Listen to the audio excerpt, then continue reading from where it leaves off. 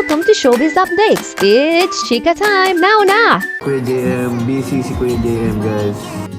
Ate Jazz, may kausap din si Ate Jazz, guys. Oh my God! Layag na talaga ang JM Jazz. Panigurado, umiiyak na ngayon ang mga toxic fan ng JM Fiang.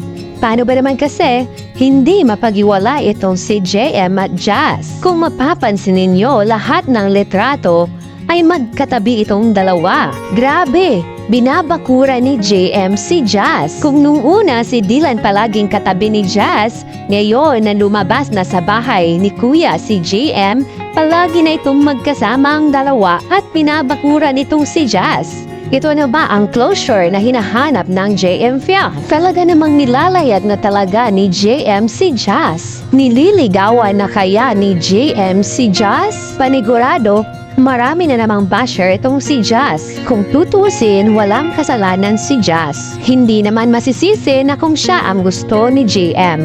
Gayunpaman, kahit naman kung maging sila ni Jazz, kung ang JM Fiang ang ilalayag talaga, wala naman siguro problema yon kay Jazz. At kahit naman walang ka-love team si Fiang, sisikat naman ito kahit siya lang mag-isa. Kung kayo ang tatanungin, kung hindi matutuloy ang JM Fiang, sino ang gusto ninyo maka-love team ni Fiang? Si Jaren o si Dylan?